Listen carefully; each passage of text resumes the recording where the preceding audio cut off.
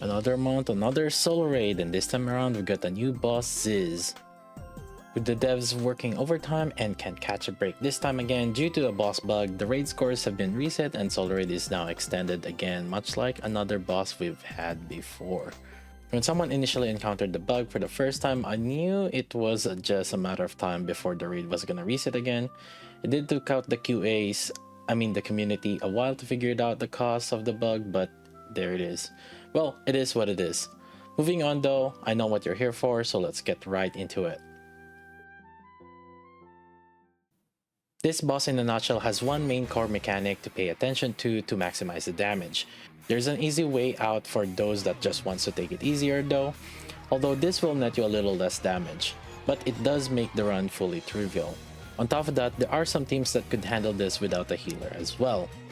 Running without the healer does require a bit more investment and mechanics involved. Immediately right off the bat, at the start of the fight, the boss will do some destructible projectiles. There's some missiles and green orbs that target towards one unit randomly. There are two main ways to deal with this. One is to cover in time as they're approaching, and another is to shoot the projectiles as they're moving towards you along its trajectory. In both ways, what can make it easier is to pause to help you identify their trajectory or timing. The alternative is to ignore them if you have a healer, so there's that. Whether you do this without a healer or not, that's going to be up to you and your teams.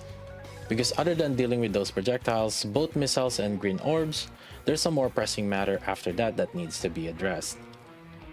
The main core mechanic to pay attention to for this boss is making sure to destroy the flying orbs that the boss spawns. There's two types of them.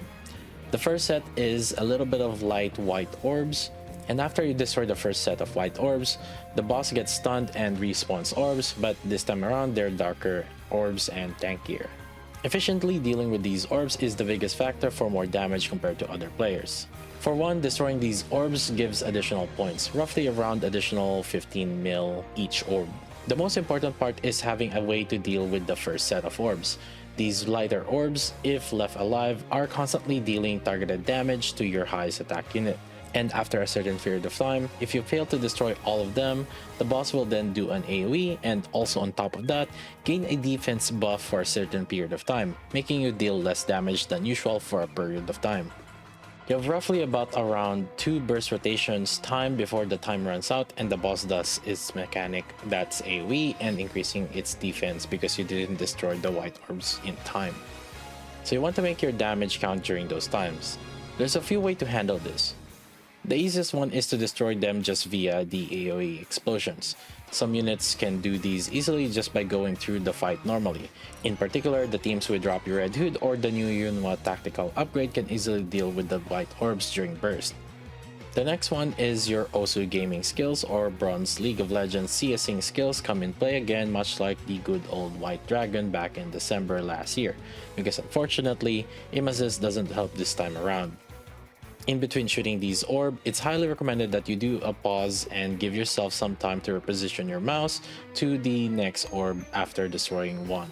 Doing so allows you to avoid wasted hits or bullets shooting on blank space as you try to move your mouse from one orb to another. Another thing to note is that you can also try to make sure to just target the orbs when the orbs and the main body overlap. This allows you to avoid having wasted shots on blank space when the orbs get destroyed. This is especially helpful when you're using units with Pierce like Alice, Grave, or Fire Asuka, as this can also allow you to have double damage at this small window due to Pierce. Now, you don't always have to focus on the orbs. For some people, if for some reason you really have a hard time killing all the orbs in time, whether you were actually in fact not a bronze player in League and is actually an iron player that you can't CS for the love of life, or your units weren't strong enough, yeah, let's say that's the reason and not actually skill issue, sometimes it might be better to just focus on focusing the boss instead of shooting in the air blank, netting in even more DPS loss if you keep missing your shots like in high school. You could do this if you have a healer instead that will help you top up because the orbs will constantly shoot at the highest attack unit. The boss will do its AoE mechanic and defense increase, but for the effort and time and molding that it takes to deal with the orbs, maybe it's not worth for your time. The run is a lot more chill if you did just ignore the orbs and just tank through it with the heals. Now, after the mechanics with the white orbs, there you've successfully destroyed the orbs and the boss gets stunned for a moment. The boss then follows up with another set of orbs, but this time around they're a bit darker and tankier. You have more time and there's not much pressure to destroy them immediately. You can let your AoEs and pierce damage to do it over time. If you do find it difficult to kill them, feel free to just ignore them. The boss isn't going to get the defense up again, at least not until phase 2 again when it respawns another set of orbs. There's going to be another skill check here as the boss flies to the back, then after a moment of time, it will try to fly towards you. This moment is important because the boss will stun your units except for one unit and it will have a QTE that needs to be cleared. Now normally the play here is to have you switch to that unit and then do the QTE to cure your units from being stunned. But there's actually an even better way that will prevent your units from being stunned at all in the first place and skip the stun mechanic. As the boss is approaching, you can try to pre-aim your cursor to where the QTEs are going to appear. It's always in the same spot, so with enough attempts, you'll figure it out. You can also use the pause technique once again to give yourself time in shooting in between the QTEs. Being able to skip the stun mechanic does help with the damage a lot as it allows you to keep the momentum, especially for teams with machine guns. After that, there's also a wind elemental shield QTE that requires a fire unit to deal with the shield, and as usual, just make sure to bring a fire unit for each team. It's basically an instant wipe for failing this QTE. Then after that, there's going to be a transitional QTE that moves from phase 1 to phase 2. Although phase 2, once we're on phase 2, it's pretty much the same as phase 1 with just a slight twist of orders. But for the most part, it's basically the same concept as phase 1 with basically the orbs. Once you get the hang of its core concept, the boss fight is relatively simple. Whether you want to mold with the orbs or just chill and take it easy by having a healer, that's going to be up to you. Now before we go to the next section of teams, I know some of you are aware of the solar raid doc that we have for teams. If you do decide to start looking at it immediately, make sure to leave a like and comment in the video, and I would like to know how many of you even gets to this part of the video. Let me know what's your ranking goals this time around and what rank do you normally get from the previous solar raids. If you want to, also let people know if you're free to play Dolphin or Whale. I'm also curious on that. I'm curious what types of players we have in here. If you do find the video useful, make sure that you're subscribed already to the channel, and a lot of you actually get recommended of my videos but actually forget to check that you're subscribed yet. And in case you don't know, I do often stream daily on Twitch, and even though you sometimes see me go live on YouTube sometimes, I still go live more often on Twitch on a daily basis. Make sure you follow me there as well to catch me live. Everyone in the community do talk about a lot of other things, and whether you see me playing Musume or Blue Protocol or other games, you can still ask me Nikke questions even during the other games. It's a chill gaming community and we just chat about everything.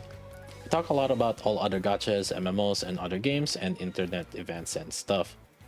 And now moving on, thanks for listening to that. Let's now go ahead and talk about the teams you can use for this raid. Starting off with the primary team, Crown Team, it is composed of the Siren, Crown, Rapi Red Hood, Ludmilla, and Maid Mast. You can do an alternative to Ludmilla as putting in with Alice for an infinite ammo Alice team. And as usual, you can just pretty much substitute any of the typical other machine guns alongside with that. If you don't have Maid Mast, you can use Helm instead. Next up is the Summer Doro or Shotgun team. It is pretty much composed of the Summer Doro as the core, and then Drake Treasure and also Tove Treasure. You can use the typical Leona as well and with Bunny Soda, but for this one in particular, you are not bursting with Bunny Soda and you are running with no healer. So this one is a little bit more tough and does have a little bit more investment necessary. Alternatively, if you want to take it a little bit easier, then you can go with the bunnies with the Blanc and Noir. And if you do choose for other teams, there's also the Tianaga, but it's not usually that great. Drake is pretty much the core here as the main fire source, as you're gonna need a fire for doing the elemental QTE. Next up is the absolute teams. It's either you can use the trio with Emma, Eunhwa, and Vesti, or if you want to do a duo instead and don't want to invest on everything, then you can do Emma and Eunhwa. Another setup that you can use also is to have Eunhwa as your main fire source also. If there's someone that is useful for this raid alone out of the absolute units, Eunhwa can deal with the orbs alone. And then for the cooldown reduction, we are bringing in Rouge so that she can also buff Cinderella. And then you can just look at the other substitutes that you can use as well. You can have Raven also as another source, as she does benefit from having parts being destroyed. Next up is the Grave teams, and for this one, it's just prioritizing either machine gun or pierce units like Alice and Asuka, or with the machine guns of Rei, Modernia, or you can even use Mihara, Wind Asuka, or Ludmilla. If you do have a hard time surviving still, then you can bring in a healer instead. Next up is the Miranda Mihara team, and for this one in particular, you pretty much need Miranda's treasure so that she gives a massive critical rate buff to the highest attack.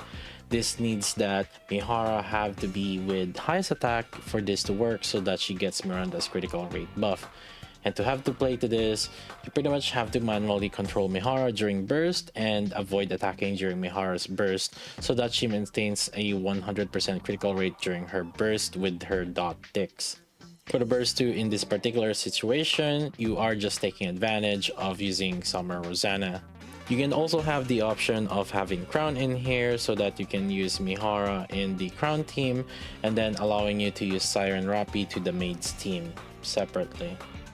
Another team is the Cinderella team, and this is on the situation where you want to use absolute team on a separate situation, or you don't want to invest on the absolute team at all. And now here's another situation also with the Maid's team. If you do end up wanting to use Mast outside of the Crown team, basically in particular if you don't have the other teams built, I could see people investing in the Maid's team instead. And for this one, you can have Scarlet Black Shadow alongside with Alice or Rapi Red Hood. Rei is another option with Mihara, but pretty much this one is you just slap in with any units in there. And finally, as usual, it's just the alternative themes. You have the Tianaga, the bunnies, the maids, and then you typically would use the Killer Wife as your filler B1 if you end up having EB3 DPS that don't have fire affinity. And for this, you pretty much do the classic fill in the DPS fillers, and these are mainly just to fill in the gaps if you don't have the meta teams right now. And finally, here are just some example combination teams that we do have. You have the Crown team, and then you have the Absolute team with Cinderella, and then you have the Mihara team with Miranda, and then separately Grave team with the other fire units, and then you have the Shotgun team. I also set up here a separate setup with the No Absolute, where you're pretty much replacing the Absolute with the Cinderella Electric team. Now I know some people don't have the Miranda treasure set up, and in this situation you can have Mihara go into the team 1 and then have a separate team with the Absolute team, and then you have the Grave team as the Pierce team with Alice and Asuka, and then Cinderella has her own electric team. Here's also another example if you don't have Maid Mast.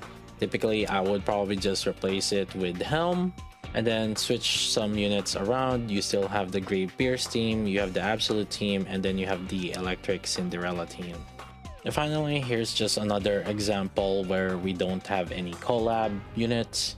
So you have the Crown team, and then the Miranda Mihara team, and then the Absolute, and then the Pierce Grave team, and then the Shotgun team. And pretty much amongst all of these, you just pretty much replace Shotgun with any units that fit for you. And for any teams that you don't have here, you pretty much refer to just the different alternative teams. So you could end up using bunnies, Tianaga, for example, or maybe separately maids with Maid Mast and Maid Anchor. And yeah, that's pretty much it. Those are the teams, and hopefully these are useful for some of you. As usual, if you got to this point, thank you all for watching again. Make sure to click that like, comment, and then make sure that you're subscribed yet if you haven't done so yet. As usual, I do go live on Twitch, so be sure to check me out at twitch.tv/KaiJLV. And as usual, I'll see you guys next time.